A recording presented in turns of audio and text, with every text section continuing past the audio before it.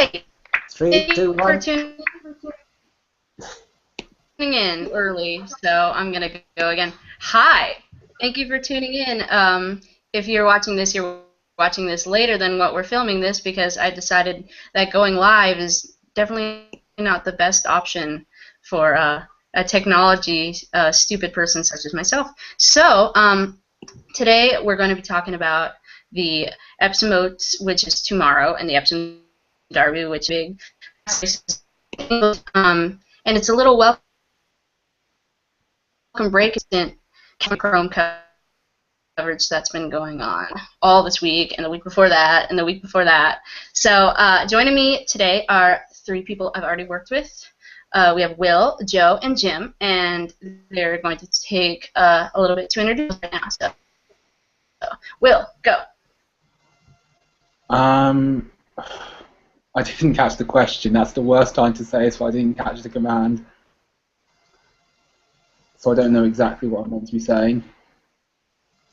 Oh, just introduce yourself. Oh, my name's Will. I'm a big fan of both flats and jumps and British and international horse racing, and I'm tremendously excited for possibly the best racing day of the year, where we have our own derby Saturday, and then we get to see her 40 Chrome go for glory, and also the best Belmont card I think there's ever been. So I'm all geared up here. Yeah. Joe, go. Hello, I'm Joe. I love horse racing. I love flat racing. I think it's the best thing out there. I find it just so thrilling, so exciting. I'm lucky enough to be surrounded by race courses that offer highest quality racing. Yeah, I live near Sandown, I live near Ascot and Epsom, that offer the most quality flat races of the year. And I make a point of going to every one I can. I think it's the best way to enjoy yourselves. I'm really looking forward to this weekend's Investec Derby Festival. I'm going to be there, and I hope that I can witness a scintillating performance in both the Oaks and Derby that will take my breath away and live with me for a long time. Yay! Jim, go. Hi, I'm Jim. Just like the others of you, I adore horse racing. I've been losing money on it for longer than I can remember, and occasionally winning as well, which is what we're hoping to do this weekend. And just can't wait to get stuck into the Oaks and Derby, two of my favourite races of the year. Bring it on. Emily. All right. So, as you can probably tell by the tone of my voice, we're going to keep this very light. We're going to keep this very fun because it's been so serious, like getting up to the Triple Crown. Everyone's all nervous. Is he going to do it? Is he not? And let's just have a little fun. Let's look at some races. So we're going to start out with the Epsom Oaks, which is tomorrow. I'm actually kind of disappointed. I might not be able to see this race. I'm actually going to be driving at the time. I have to drive an hour away from my house, and I might miss the race. I might be getting time to pull it up on my phone, or I might pull over at a gas station to watch it because race for big races. We're going to talk about it right now. So the Oaks, which it says in memory of Sir Henry Cecil, which is pretty cool. I think that's really nice. We're not going to spend a lot of time on it, though. So I'll just have each of you just briefly explain like your thoughts on it and then who you like. So, Will, we'll start out with you. Who do you like? I like Tarfasha, partly because of form, partly because of pride, partly because of promise. Originally, I thought Taguda wasn't going to have much to beat, and I thought it was going to be a very difficult job taking her on. As it is, I expect her to be at the finish fully, but with the emergence of Marvellous and Tarfasha, she has two quality rivals, and I think two horses that are capable of beating her, at least have shown form equal or better than what she's achieved. My reason for going with Tarfasha is because of just the overall standard of her form. Won the Blue Wind at Nace in very good style, travelled sweetly throughout the race, found more than what she went on, had listed winner Dazzling, well beaten, I think nearly 5 lengths back, so the form correlates well enough. at least equal with most of the UK trials. She was second to Geoffrey Chaucer on debut. Geoffrey Chaucer's single figures for the Derby, the only other horse single figure for the Derby. 6 lengths further to My Titania may not look so bad in future. She's always wanted middle distances. She's drawn perfectly in 10 outside to Gouda. Well, Marvellous, the favourite, is drawn in 2. Not ideal. And the fact that you left her in suggests that they're okay with the ground for. And while there are interesting outsiders who can take a hand, chief of which may be Honour Bound, that's good enough for me. I also think she's a big enough price at 7s. Okay. Joe? Oaks. The Oaks, yes, well, very important to remember it's run in memory of Sir Henry Cecil. I think it's a lovely touch by the British Champion Series. It's quite a fascinating race, actually, because to me, no one stands out nailed on short price favourite, this horse is going to win or should be winning, which might be the case in the Derby, which we'll get to in a bit. I think Marvellous has been thrown to the front since the Irish Guineas win, but before that there wasn't as much talk about her as there was with others. I think she's got a big chance. She's had a lot of speed in the Irish 1000 Guineas, but it's important to remember she's also out of Galileo, so she can handle 1 mile 4 specifically over Epsom. So she's definitely got her chance. They question whether she'll stay, but on breeding alone she should do it, especially at Epsom. I think she's got a good chance. My money is already on Tagruda. I had a bit of Tagruda at 10 to 1 just before the Pretty Polly Stakes at Newmarket on Guineas weekend. Now, Tagruda is the one who's also bred to stay a bit longer. Yes, the Pretty Polly's over a much shorter distance and she's never raced over 1 mile 4, but quite a lot of them haven't. They're making the step up. They're trying to make their mark on this middle distance division. I think Tagruda has an excellent chance. John Gosden's gone on record to say it's the best he's trained since the Fugue at this age, and he thinks it's his best chance of winning the Oaks since the Fugue, but that went terribly wrong for him. So I think Tagruda, I'm not just talking out of my pocket here, I do think Tagruda has an exceptional chance to take the crown. I think an interesting runner is Madame Chang of David Simcoe. He came out and said after, was it York when she won the trial there, she was really, I thought she was quite impressive. She handled, albeit York's a flat track and Epsom's one with undulations, she handled the flat track well, but she seemed to pick up coming down the straight, and I think the long straight at Epsom will suit her. I think that the ground will be no issue for her. She's shown as one that can go on ground that's soft, ground that's got a bit of juice in it, but it's going to be okay at Epsom. It's going to be probably good to soft tomorrow, and then we'll be leaning towards the soft side on Saturday as the thunderstorms come. I don't know if you can see the glorious sunshine peering through my window now. We've had a dry day here. That would make the ground good for tomorrow. It would make it an easy surface to race on, so I think that will suit quite a lot of them. But I think Madame Chang's quite versatile. William, you mentioned South Ashore. I think she's ground dependent. As you say, the connections must think she's good enough to go on the ground. They must be comfortable with the ground. But she is ground dependent. If we were to come up to a flash storm tomorrow, you'd worry whether she'd be able to handle the soft conditions. I do think Madame Chang's one that, at a bigger price, could definitely run into a place, and it's very versatile. So my two that I'd put up for the race are Tagruda and Madame Chang. Jim? There are 5 horses on my short list. We'll make a selection out of them. I think Amazing Maria is interesting. The booking of Frankie, I guess he would ride for Ed Dunlop sometimes. But and it's a huge step up in trip from 7 furlongs to 12. But this is clearly a progressive filly. And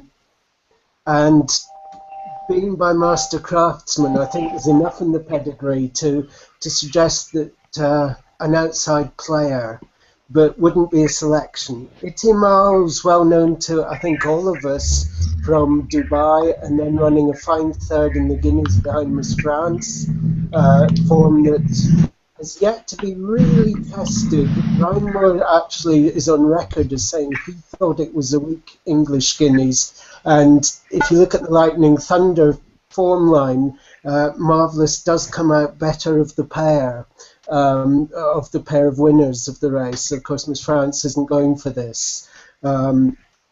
So Marvellous has to be a player too. Tagruda you've already covered and mentioned. Looked straightforward, did nothing wrong at Newmarket. and is another to certainly consider, but quite just the 2 races so far, and that's a slight concern. And I like Tarfasha. I'm with Will here. I think each way at around 7-8 to 1, Tarfasha is an interesting bet. She took on a colt first time out in Geoffrey Chaucer and really matched up great, just beaten in a photo. I know it was only a 3-runner affair, but this year she's now gone on to beat the older horses as well. I think that's quite significant. It really hardens up a 3-year-old to take on the older horses. And not only did that, but beat them quite emphatically. I take the point about the ground, but Epsom's usually got a good covering of grass. And I was listening to a respected paddock judge tonight on William Hill's radio service, Ken Pitterson. He'd walked the track earlier today, and he said that it was good to soft in a couple of places. So I don't think it's going to dry that much between now and 4 o'clock tomorrow to be a serious worry. And if I can just finish with a couple of stats, stall 1, which is Madam Chang, is on a run now of 0 from 86 in the Oaks. That's a really scary stat for Madam Chang. And stall 2, which is marvellous, is not much better at 2 from 88. So the inside draw has been a coffin box. Ryan Moore says he's not worried about it, but it must come into play. If you're stuck in the inside behind a wall of horses coming down that off Tattenham Corner down the hill at Epsom, you really can get into a lot of trouble. Of course, Moore will be well aware of that, but nevertheless, it's a scary stat. But Tarfasha is my pick, ahead of, I think, Itimal and Tagruda. So it's Tarfasha each way for me, Emily. Next pick. It's kind of a hard field to pick apart.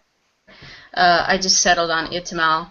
I was so impressed with her at Dubai, and she had a pretty nice run at Newmarket. And contrary to what I've seen on certain things, I think she'll appreciate a longer distance than just a mile. I think she'll go well over the 12 furlongs. So Itimal is my pick for the Oaks. Keep it short and sweet there. My doorbell rang. I got a package from UPS. As always, I hope it's a passport, $5,000, and tickets to Royal Ascot, but probably not. Anyway, we're going to move on to the Derby, the main event on Saturday. So I'm going to start out first with more horses, Orchestra, Geoffrey Chaucer, and Australia. I was thinking about like Australia versus Geoffrey Chaucer, and the more I look at Geoffrey Chaucer, the more I like him, which can be dangerous because I might end up picking him and then he might lose, and that's kind of sad, especially Australia. But anyway, they're both quite well bred. And I think Geoffrey Chaucer really went to his been riding like awesome lately. But Australia, of course, is the big favorite, and everyone hopes he can replicate the form of his sire and his dam and become great. And he did have quite a nice run at Newmarket in the Guineas closing in that race. That was probably too short for him. So, and if you an Orchestra, so I guess my horses, Australia, Orchestra, and Geoffrey Chaucer. Which one do you like the best, Will? I'm gonna default with Australia, and I think and I know it's the boring thing to say, but I think there's a genuine reason between that. He's impressed me a lot. If you remember our Guineas hangout, I was not a big fan of his.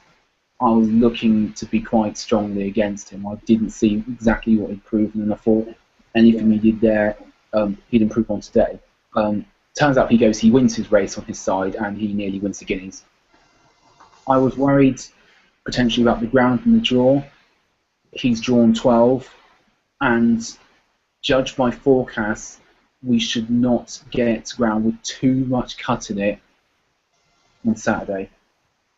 It's going to take a very big showing to beat him if you take on trust that he will stay 1 mile 4, which he has always looked like he would do, and he is bred to excel over that trip. And then you have the obvious form question of the fact that his own Guineas third is significantly better than anything else that offered in the field.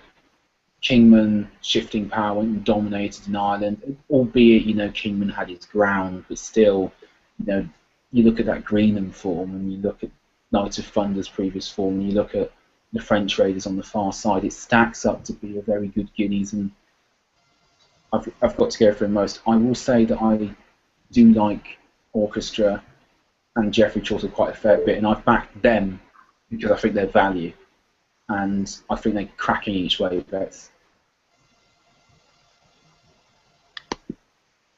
All right, Joe Coolmore. Which one?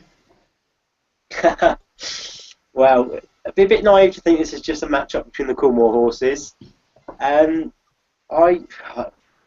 It's got the potential to be one of the best derbies we've ever seen. If everything goes according to the plan, Australia is going to wipe the floor with these and be one of the best ever. Aidan O'Brien doesn't say things for the sake of it. Aidan O'Brien thinks Australia is the best he's ever trained. And you have to take that into consideration, as well as his breeding, as well as what he's shown in the Guineas when people didn't expect him to do much at all. People were saying the distance is too short, he won't get the right course for him, the track won't suit him, and he, like William said, he won the race on his side, which was outdone by a very powerful run from Knight of Thunder. I thought Australia went with a lot of promise, and I can't understand the drift on Australia. If you're lucky enough to have a big anti-post bet on him at the bigger odds, then great. If you took, evens just after the Guineas, you're silly, because that's a silly price to take as the anti-post. It always comes out on the day. But the fact that it's drifted out to 6-4 with Coral, I just think is astonishing. And I can't understand how a horse who has shown in the Guineas, which is often a big form line for all the major races, let alone the Derby, he's shown a lot in his career. Aidan O'Brien has even said that when he won at, I think, Leopardstown in September, the ground was on the slow side of good, so he's handled those conditions before. I think people are reading too much into this ground factor with him. Unless it's going off as soft or soft to heavy, I don't think it's going to phase him too much. I think he runs on good ground in the summer in Ireland. That's all he's run on really so far. The Guineas was good. I don't think it's going to affect him too much, and I think he's got so much potential. It is time for him to show it. He hasn't had the chance to show it yet, and that's why he's been drifting in the market, and people have been looking for a reason to get at Australia. Australia has done nothing wrong. His run in the Guineas was superb, considering it was too short for him a trip. I think Australia will win the Guineas, will win the Derby. I'm going to stick my neck out and say that. I do think he's the best horse in there. However, it would be foolish to think that it is just an Australia, a one-horse race. There are plenty of other cracking contenders in this race. First one I'd like to start with is Arod. He's been backed into 14-1 from 25-1 before Dante Stakes, where he ran an absolute cracker. I think the key to this horse is getting him to settle early. You've seen in his races that he's done so far, the Dante was very, very keen early on and didn't throw away his chance at all, but you could see he was tired coming into the final stretches of it.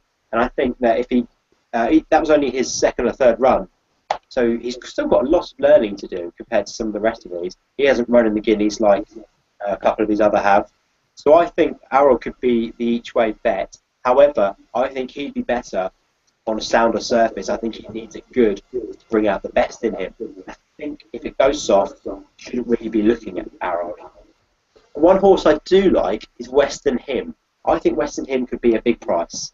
Western Hymn showed good form at Sandown to win the Classic Trial. He showed he can handle different conditions there. Sandown, it was on the sprint course. I don't think that's the easiest course to ride, much as it's straight, it's undulating. I think he could. He's one who tried the Breakfast with the Stars that Epsom host a few weeks before the Derby weekend, and he handled the course well according to his trainer. I think he could be the each-way bet if you're looking at it from an angle. The three each-way selections that I would put up, Harold, if it's good, I would also put up, as I've mentioned, Western Him. I think he's not ground dependent. I think probably will go quite well on soft. Another who I think will go well is Fascinating Rock. When he was awarded the Derrinstown, I think he performed really well, and I was watching it, and he would have won without being fearful. I took a lot out of that race. I thought he was the one to go. He's the one that might slip under the radar, and he's available at about 16-1. So I'd happily say that if the ground is going to be soft, you're looking at Australia, Western Him, and Fascinating Rock as your top contenders. I think Geoffrey Chaucer's a good choice as well. But Brian Moore selects him, so that says a lot. But you can't back every horse in the race. The three that I'd put as my tri-cast would be leaving out Geoffrey Chaucer, who is not proven to stay. They hope he will. He's out of Galileo, as you say, they should stay. I'm sort of contradicting what I said about Marvellous, but you just don't know these things. Geoffrey Chaucer could be a live chance, but it's hard to tell with these O'Brien horses what's on promise and what's on ability, and how much they've actually proven. So I'm going to say Australia's going to win it, Western Him will follow him, and Fascinating Rock will follow him. Thank you. Jim? Well, taking Emily's question first about Coolmore, Australia, the fine third in the Guineas,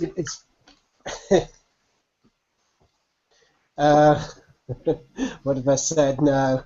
Australia's fine third in the Guineas was the class form and offer in my book. I think it was a good Guineas this year. I think there are a good crop of colts, and the step up and trip should be no problem. There are storms forecast on Saturday, and if they come before the race, then that does change the dynamic. And I do think that brings Orchestra into play. He travelled at a time when the yard was not in great form. He travelled like an absolute dream at Chester and just got tired, or perhaps you could put it down to greenness at the finish, that Romsdal almost closed down. But I certainly think that if it was soft ground, that would make Orchestra an each-way player. But the clear form pick from the Coolmore section has to be Australia for me. Do you want me to go on with horses outside Coolmore yet, Emily, or do you want to specify some others first? No. Yeah. Okay. Not yet. Right. Great. All right. Yeah. I've kind of broken it up so we don't like do a 15-minute quickie here with the Derby. I think it deserves more than just 15 minutes. It's a pretty awesome race. So now that we know what Joe's thinking, I was going to ask about the form of just won the French Derby, and two horses he beat in his start before the French Derby, I believe, were A-Rod and True Story. Am I correct? Yeah. I need to make sure I'm correct because I could be wrong. Okay, I'm correct. Okay, I am correct. So let's talk about that race and that form. And True Story and A-Rod. Will, what are your thoughts on these two out of that race now that Gatsby just blew away his competition in the French Derby? I think you've got to mark it up. I definitely do. I would add, however, there was nothing on the day that suggested that True Story was necessarily unlucky, number one, and while number two, A-Rod should improve, I don't think anything suggested that the Grey Gatsby wasn't the most worthy winner. Now, the Grey Gatsby wasn't seen at his best in the Guineas, so don't have, a literal reading, but he was beaten pretty easily by Tormore before then, and Tormore ended up running 7th. I think it's safe to come to a conclusion that he wouldn't have been up with Australia, Kingman, and Knight of Thunder. So I do think it's quite a significant boost for the Guineas. In terms of rating the contenders, both A-Rod and the True Story would be better over a well-run 1 mile 4 furlongs. I've no doubt about that. True Story's post position of 1, however, isn't great, and I think it was behind A-Rod fair and square, and A-Rod's in 3, which isn't brilliant again. I like them both to continue improving. I'm not quite sure, maybe they're my ones for this race. I don't know why A-Rod's bigger than True Story again. We all seem to have come to the conclusion that because it wasn't lightning fast at York, that he wasn't seen as best at it. It won't be lightning fast at Epsom on Saturday, and he's from 1. I don't particularly like his situation. I'm interested to see what the rest of you think of that question, but how I see it in terms of raining for this race.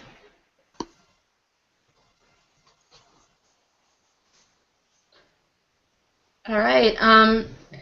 Okay. Well, Joe, you do like A-Rod. What about True Story? What do you think about him? Yeah, True Story is an interesting contender. Before the Dante, I understand he was the outsider. He was the one who could challenge Australia for glory.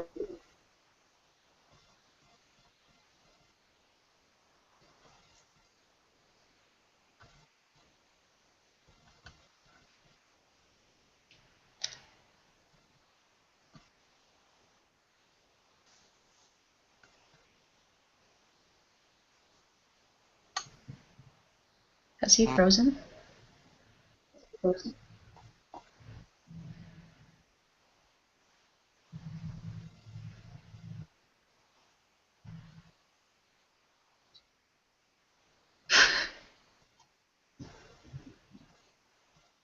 I think we're back, are we?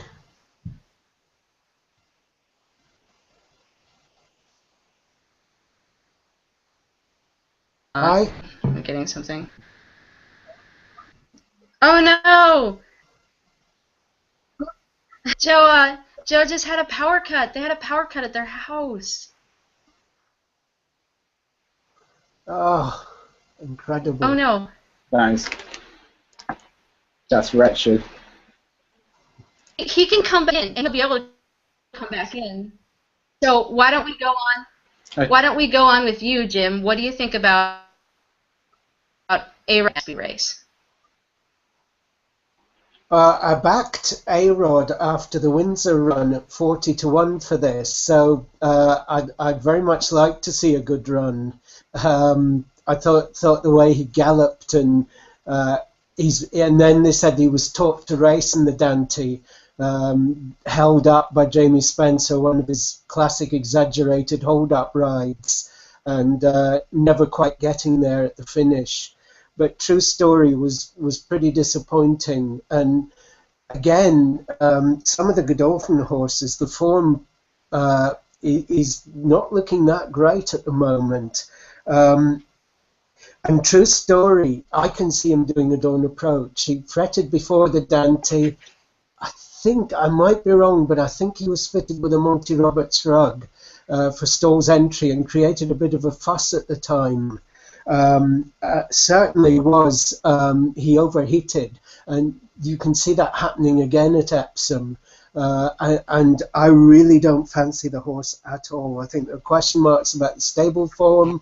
I think there are question marks about the temperament of the horse, as I do incidentally with Western Hymn, which we'll come to perhaps later. I'm very much against True Story. I'd love to think A-Rod would run into a place. I'm not sure he's quite good enough to do that, but it was encouraging to see Gatsby go and win in France and give the Dante form a much-needed boost, really, at the time. So I'm quietly hopeful, but I think there's a better alternative lurking elsewhere, which we'll perhaps come to later in the piece. Back to you, Emily. All right. Well, and our friend Joe D'Souza has the power as the house. We are provide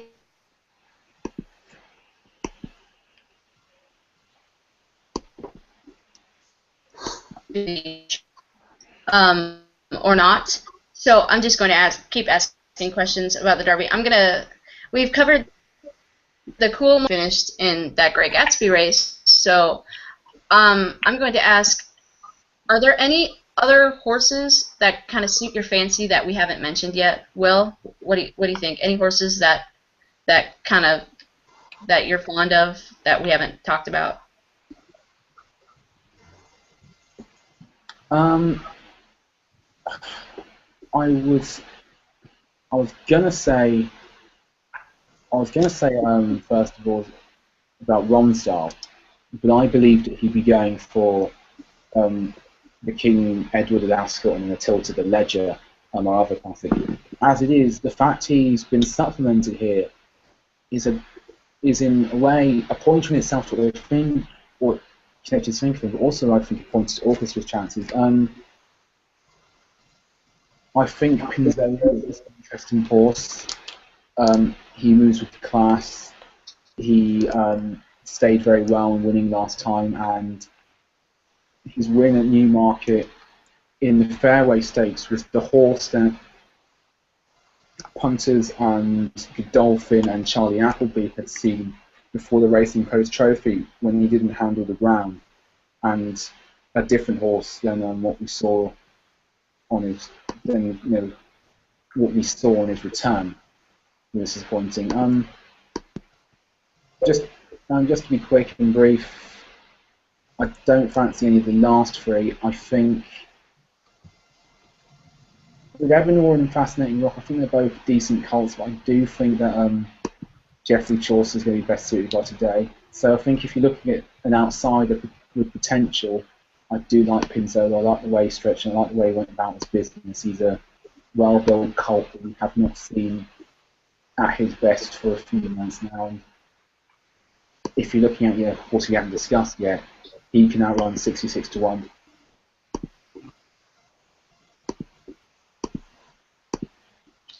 Okay. Jim, are there any horses? I'll start with Western Hymn. The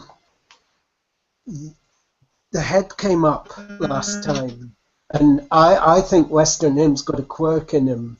I really suspect that he was best first time out, and although he won that day, I can see a horse that ran in that race reversing the form with Western Hymn. We saw it with Kingman and Lightning Night of Thunder in the Guineas. The Newbury form was reversed, and I think the same thing is going to happen here to Western Hymn. I think there's one that can finish certainly ahead of him and is an outside frame chance. And the horse in question, which I've almost embarrassed to say I backed it today at 100 to 1, is Impulsive Moment. That was a seasonal reappearance. He was second to Western Hymn that day, fairly comfortably held, but there are a lot of good judges who think that Snow Sky, who's an absentee, would have run a big race here. And actually, if you go through and take the form literally between Western Hymn and Snow Sky, Impulsive Moment comes out in between the pair. And there's no way this horse should be 100 to 1. And he's got a nice draw. He's in stall 5. And I think that will suit. He's a guaranteed stayer. And I really think that he's got a big each-way chance to come on for the run last time. He's only had 3 career starts, so there's still plenty of scope for improvement. He's got a stout pedigree, and I suspect he'll be fine whether it's soft or quick ground as well, just watching his run style back. And I think Impulsive Moment is a little bit of a, if you're really looking for one at a price, a little bit of a player at a ridiculous 100 to 1. Of the remainder, I'm just checking through to see if I've missed one. Kingston Hill, we should mention, but he was well behind Australia in the Guineas, and I don't see any obvious reason for that form to be reversed. I don't see Kingston Hill. He might make the 3, but at the prices that I think any value's gone there, and that there's better value elsewhere. I'm not sold on the Ebenor and Fascinating Rock form lines. Ebenorans by Oasis Dream, that doesn't strike me as a Derby winning pedigree at all. So my big outsider is Impulsive Moment. I think that it can make the frame at a monster price. And if you get 4 places on the day from any bookmakers, that would be the moment to try and get on at a nonsense price. Emily. All right. Joe update is that he does have electricity now, so he'll be along shortly, hopefully. I guess one horse I want to tip my hat to that's not here. Back in December, I had fancied Berkshire for the Derby. Also pretty darn by his first up run, but again, that was against Kingman. At his first up run, but he got really, really rank and pulling towards the beginning of the race, and he tuckered himself out. And I was really looking forward to him stretching out to the longer distance, and he's not here, and that makes me sad. So I've had an opinion about this race, which is unfortunate. But I agree with Joe. I really think Australia is going to win the race. A few months ago, I rode the Derby by a pretty considerable margin. Like, he did it pretty easily. It was a Coolmore horse in Tabor colors with it was chestnut with a white star. It looked just like Australia. So I think that was an omen. As silly as that sounds, and I'm pretty superstitious, but I believe that was it. In the pool, yet again. What are your final selections, gentlemen? What about you, Will? Who are you going with in the Derby? It's not imaginative, but it's obvious for a variety of reasons. I think Australia's the horse to beat. I think he'll win it. In terms of a betting point of view, I've been with Geoffrey Chaucer at bigger prices and Orchestra at bigger prices, and I don't see a lot of reason to change. I'm a bit frightened of Romsdale improving and running a really big race, but I think Geoffrey Chaucer is a lot better than he looked that day, and I expect a big improvement from him first time out, as happens with the O'Brien horses. And I also think that his effort came early, his effort came big. I think he hit his 100% and he began to idle reel a bit. I do think he can keep that form confirmed. I think the fact that they supplemented Romsdale suggests they like him enough to win a big race, and Orchestra is right there, so they would be my 2.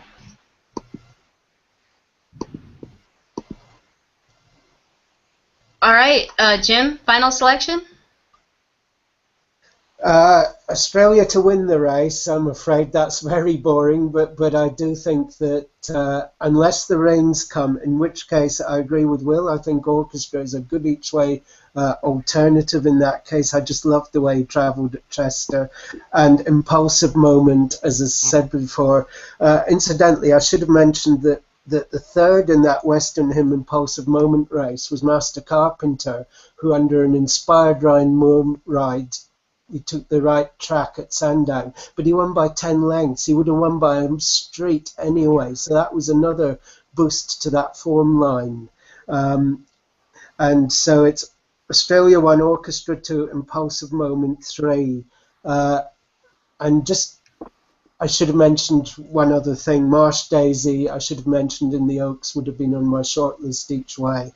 But yeah, Australia, Orchestra, Impulsive Moment. So back to you, Emily. Sweet. Final selection. Will did his, mine did his. So Joe, you pretty much already told us, but go ahead and say it again. Final selection. For the Derby? Yeah. Yep. To win the Derby, it's got to be Australia. I find it hard to put fault in why Australia's going to win the Derby. Not a very interesting selection, but I hope I've given you an each way shout in there as well.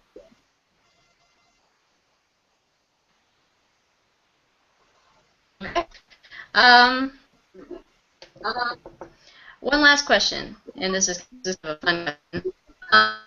Um, what is, and you can name an Oaks too, but I don't know if I have an Oaks for this question. What's your favorite derby?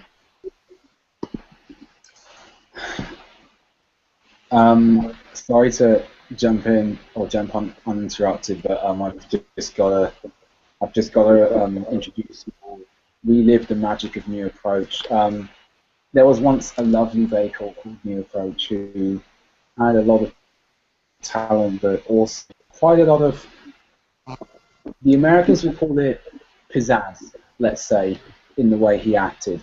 Um, he was a champion 2-year-old, and he was beaten on his return in the Guineas after after being cultured in the paddock, racing down with his favourite pony, pulling the jockey's arms out, and he went down to Henry the Navigator and Raven's Path. That was to be an all-time great, I think, 2000 renewal.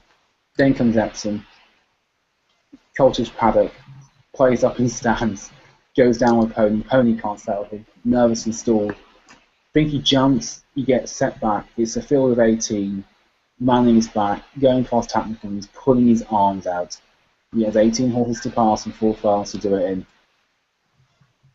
And then after they start rolling down the camber, he finds a wonderful second gear. Horse after horse keeps passing and passing, and you think he's going to get there. He won't get there. Passes more horses, finds a gap, finds another gap, gets close, and then Manning, the great all-time move, slips up the rail. He's got Tartan Bearer and Patrick Conquest in his sights, and he's never going to get there in typical racing style until he gets there. And it is a magnificent drive, magnificent training performance, and a superb effort from a great horse. It's everything the Derby's about. A true champion, and I have to say my favourite all-time Derby. One of my favourite all-time races. Cool. Derby. My favourite. No, sorry. Still on me there, Jim. My favourite, I have to agree with William, that was beautifully articulated about New Approach. My favourite would have to be Galileo. I know it's very cliche, I think that's one of the greatest ones we've seen of all time. The commentary still gives me chills and shivers down my spine just hearing, I think it might be Richard Hoyles for the British commentary, screaming, Galileo, as he crosses the line. I thought Galileo was a beautiful horse and such beautiful markings on his face and everything. I just thought the way he won that derby was so commanding and was just typical. It sets the standard for everything that's to come, and all the progeny out of him since have just been exceptional. I think he winning that derby was a crowning achievement for him and Aidan O'Brien, and I just think it was one of the greatest ever horses, without a doubt. Galileo is, and to win the derby in such fashion was just fantastic. So Galileo winning the derby 2001 would be the one for me. Jim, what about you? Your turn now. As you can guess, I can remember a lot more derbies than any of you, probably almost put together, the three of you. I can go all the way back to Millreef, to Troy, Shergar, Galileo, of course, as you mentioned, New Approach, the horse that didn't win the derby, and you'll immediately all three of you think of Dancing Brave. And out of all of them, I'm going to pick a recent one as well. I just loved the way See the Stars won, and he's gone on already to stamp his offspring with great promise. That they really are horses just to keep on the right side of all the time. And it was after they crossed the line, the horse looked back to his right as others came up and either side of his flanks after he'd won, and you could almost see the horse say, "Hey, that was hard, wasn't it? That was tough. That was hard." I punished you. And he went on to do that again and again in his career. I just love that horse. Incredible horse. Not probably the most flamboyant, best ever Derby winner, but an absolute, just a horse to love. Emily. Well, all good. I do also like See the Stars win. That was great.